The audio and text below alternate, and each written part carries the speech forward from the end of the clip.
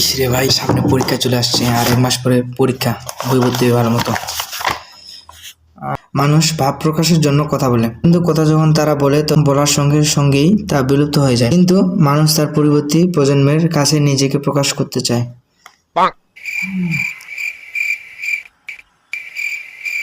না পড়তে হবে, এক্সাম চলে আসছে সামনে না।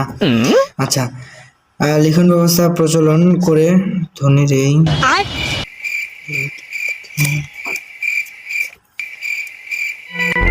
যে ধ্বনি কানে শোনা যায়কে নির্দিষ্ট রূপ দিয়ে প্রত্যক্ষ বস্তুরূপে চোখের সামনে তুলে ধরা হয়।